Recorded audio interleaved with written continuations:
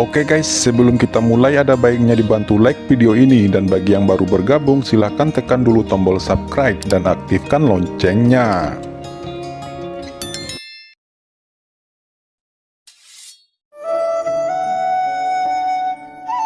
Kincen menggelengkan kepalanya meskipun dia terkejut di dalam hatinya. Dia bertanya, kutukan garis darah begitu misteri sehingga kebanyakan orang tidak dapat melihatnya sama sekali.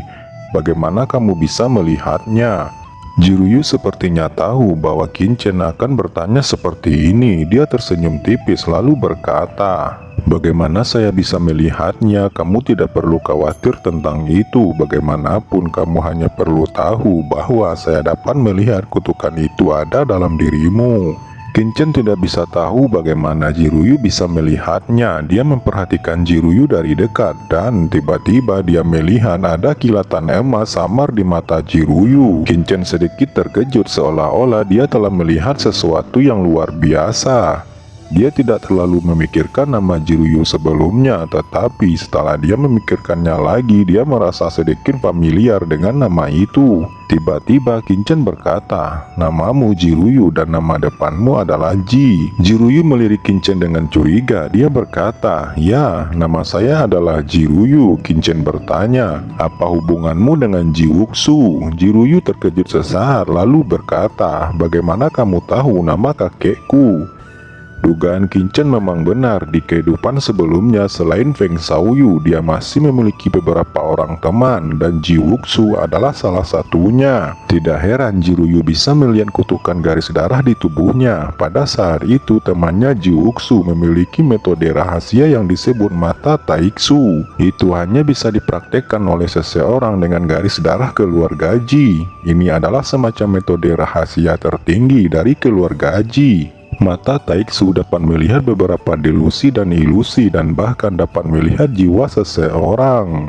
Kincen secara tak terduga bertemu dengan cucu dari teman lamanya, Ji Wuxu. Jiruyu berkata, katakan bagaimana kamu tahu nama kakekku? Temperamen Jiruyu tiba-tiba berubah. Kincen menjawab, saya sangat mengagumi senior Ji Wuxu dan secara alami tahu sedikit tentang beliau. Ngomong-ngomong, bagaimana keadaannya sekarang? Tanpa diduga ketika Kincen bertanya, wajah Jiruyu tiba-tiba menunjukkan jejak kesedihan. Jiruyu berkata, kakekku sudah lama mati. Apa? Tidak mungkin, teriak Kincen kaget dan berpikir dalam hatinya. Jiu Tianwudi memiliki rentang hidup yang sangat panjang. Jika bukan karena dipenggal oleh seseorang, tidak akan menjadi masalah untuk hidup selama 3-500 tahun. Selain itu, Ji Wuxu memiliki bakat yang luar biasa dan bukan mustahil baginya untuk mencapai puncak Kaisar Wu. Selain itu, dia berasal dari keluarga Ji yang sangat kuat. Jiruyu melembutkan matanya, namun tatapannya segera menjadi dingin dan berkata, kamu tidak perlu tahu bagaimana dia bisa tewas. Sekarang Anda harus mempertimbangkan diri Anda sendiri. Saya bisa melihat kutukan itu dalam dirimu. Secara alami bawahan bibiku Hong Yin, dia juga dapat melihatnya. Ketika kamu keluar, kamu tidak akan dapat melarikan diri saat itu. Kincen menghela nafas dan berkata, kalau begitu bisakah kamu membantuku menyingkirkan kutukan ini? Jiruyu menggelengkan kepalanya dan berkata, saya tidak dapat membantu Anda menghilangkannya, tetapi saya dapat meminta Hong Yin untuk membantu Anda menyembunyikan fakta ini. Hong Yin adalah bawahan bibiku dan secara alami akan mendengarkanku. Bibimu? Tanya Kincen. Jiruyu menjawab, ya itu benar, bibiku adalah komandan balai penegak hukum Bei Tianyu. Selama saya berbicara, Hong Yin akan mendengarkan saya. Kincen terdiam. Ternyata Ji Hong Chen, wanita tua yang mengancamnya di Tiang Longzai sebelumnya, juga anggota keluarga Ji. Kincen menggelengkan kepalanya diam-diam. Jiruyu melanjutkan, begitu kamu ketahuan telah membunuh murid dari Sekte Pedang Iblis, kamu tidak akan bisa lepas dari kematian di wilayah Sekte Pedang Iblis ini. Dan jika kamu membuat kesepakatan denganku, aku bisa melindungimu dari kematian. Dan permintaan saya sangat sederhana, saya hanya ingin tahu bagaimana cara kamu memahami domain pedang. Kamu juga tahu siapa saya. Sebenarnya saya tidak peduli tentang pertempuran antara pasukan di Cakrawala Utara ini. Saya hanya ingin meningkatkan diri. Ternyata hanya untuk memahami ranah pedang, gumam Kincen menghela napas lega. Ini sama sekali bukan masalah baginya, apalagi Jiruyu adalah cucu Jiwuksu, temannya sendiri. Kinchen berpikir sejenak dan berkata, "Oke, baiklah, tapi aku ingin kamu membuat sumpah surgawi. Kamu tidak percaya padaku," ucap Jiruyu. "Hehe, asuransi itu penting," tegas Kinchen.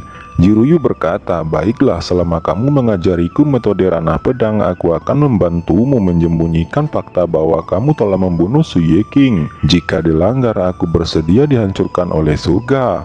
Jiruyu mengangkat satu tangan dan berkata dengan sedikit kesal.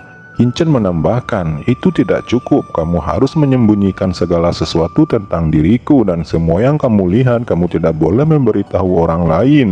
Jiruyu terdiam. Kinchen tidak punya pilihan, dia harus berhati-hati. Jika tidak, meskipun Jiruyu tidak akan memberitahukan tentang pembunuhan itu, akan tetapi jika dia memberitahu bibinya informasi lain tentang dirinya, dengan kecerdasan Ji Hongchen mungkin saja akan lebih merepotkannya.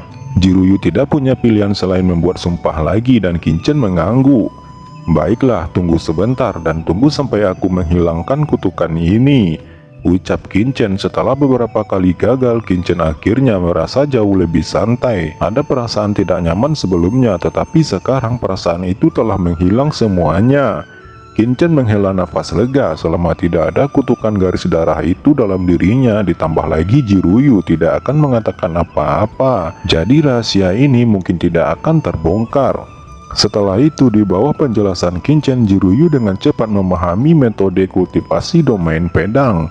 Entah kenapa Jiruyu memiliki jejak kekaguman pada Kinchen. Pikiran ini lahir dengan sendirinya. Dia bergumam, "Tidak mungkin aku menyukai bocah bau ini. Aku pasti telah melakukan kesalahan." Jiruyu mendengus dan merasa tidak nyaman. Setelah itu, dia mulai memahami ranah pedang sesuai dengan apa yang dikatakan Kinchen sebelumnya.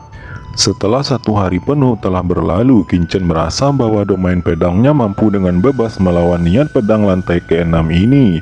Begitupun dengan Jiruyu. Kinchen berjalan menuju kedalaman lantai 6. Melihat Kinchen mulai bergerak, Jiruyu mengikuti Kinchen dari belakang.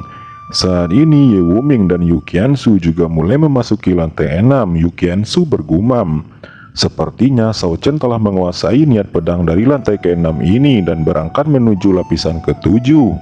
Yu Qiansu menundukkan kepalanya dengan kecewa dan kemudian tatapannya menjadi tegas seraya berkata, "Tidak peduli apa, saya harus menyusulnya."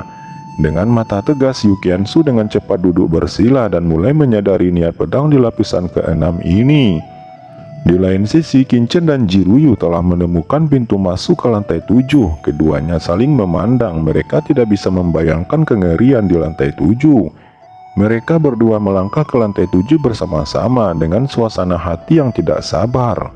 "Inikah lantai 7?" ucap Kinchen bertanya dengan linglung. Jiruyu juga melirik Kinchen tanpa berkata-kata. 100 meter di depan mereka saat ini ada seseorang yang berdiri membelakangi mereka. Jiruyu berkata, "Siapa yang mulia telah melangkah ke lantai 7 sebelum kita?" Jiruyu mengerutkan kening dan bertanya dengan keras. "Orang ini sepertinya bukan salah satu dari banyak pendekar pedang yang memasuki warisan pedang iblis bersama kita." Kinchen tiba-tiba mengatakan sesuatu. Matanya menunjukkan tatapan serius. Jiruyu berkata, "Mungkinkah dia adalah pendekar pedang yang masuk ketika warisan pedang iblis dibuka sebelumnya?" Jiruyu melangkah maju dan menyapa, "Senior." Tetapi ketika mereka mendekati pria itu, wajah Kinchen dan Jiruyu tiba-tiba berubah. Mereka melihat wajah yang layu, tidak ada aura di tubuhnya sama sekali. Dia berdiri di sana dan tidak bergerak. Jelas dia sudah lama mati, tetapi ekspresinya sangat aneh. Kinchen dan Jiruyu menarik nafas. Kinchen berkata, "Coba lihat ekspresinya, kematian orang ini terlalu aneh." Jiruyu mengangguk. "Ya, tidak ada bekas luka sama sekali dan tidak ada niat pedang di sini yang bisa melukainya." Ekspresinya seolah-olah terkejut. Jiruyu melirik Kinchen dan ada beberapa kengerian di matanya. "Dan dia bahkan tidak memiliki cincin penyimpanan dan senjata, kan?" ucap Kinchen berkata dengan suara yang dalam. Dia melanjutkan, "Ruangan ini terlalu aneh, saya pikir kita harus kembali." Jiruyu juga mengangguk. Dia juga merasa sedikit gugup. Keduanya berbalik dan bersiap untuk kembali ke pintu sebelumnya. Tiba-tiba pintu itu menghilang entah kemana. "Kemana hilangnya pintu lantai ke-6?" tanya Jiruyu segera berkata dengan ngeri. Tepat ketika suara Jiruyu baru saja terdengar, Kincen melihat ada serangan yang sangat kuat menuju mereka. Tanpa memikirkannya lagi, dia langsung mengeluarkan Zen Moding. "Kincen, apa yang kamu lakukan?" teriak Jiruyu terkejut. Tetapi sebelum dia bisa menyelesaikan kata-katanya, niat pedang yang menakutkan tiba-tiba muncul di lantai ketujuh ini.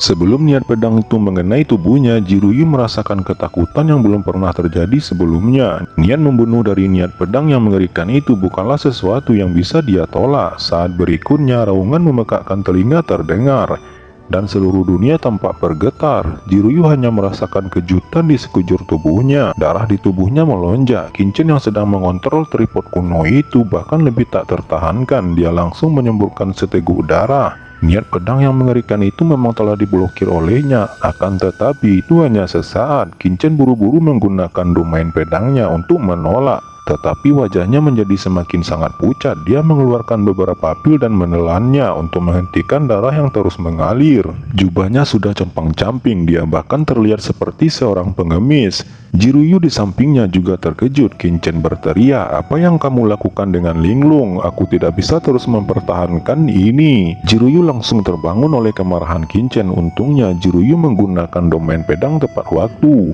Dia memandang Kincen dengan takjub, dan pada saat ini dia menyadari betapa banyak tekanan yang dialami Kincen sebelumnya.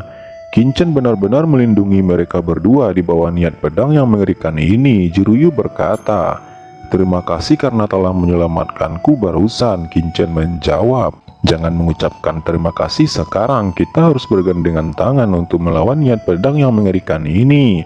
Kalau tidak, kita berdua akan mati di sini."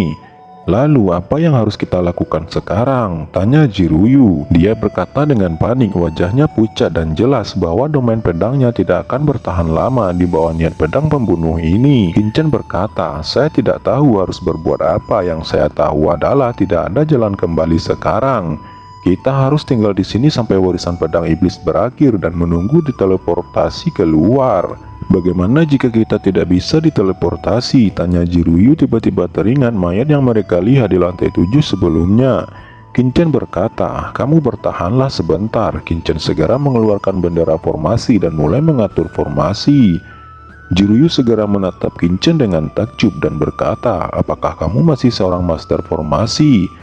Kincen mengangguk dan berkata, "Ya, saya memang seorang master formasi."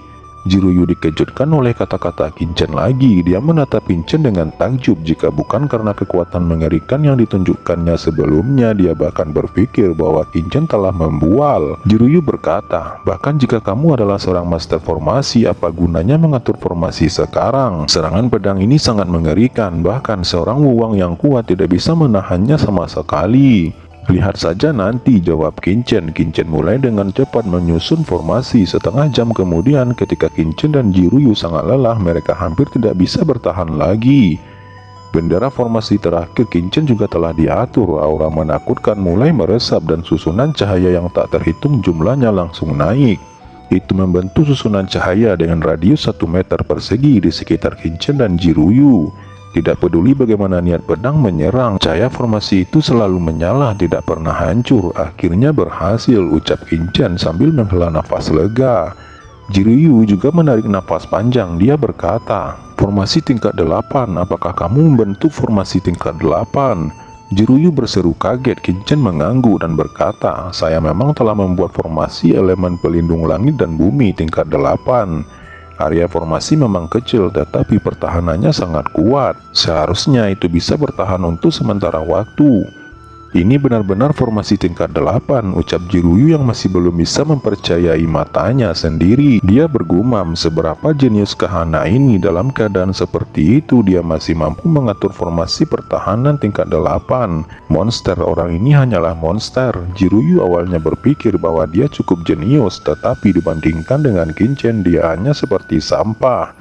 Kincen tidak terlihat bangga sama sekali. Dia hanya berkata, "Saya tidak tahu berapa lama formasi ini dapat bertahan, tetapi setidaknya 1 jam ini kita akan masih aman. Kita harus menemukan cara untuk pergi dari sini sesegera mungkin. Jika tidak, ini akan semakin berbahaya."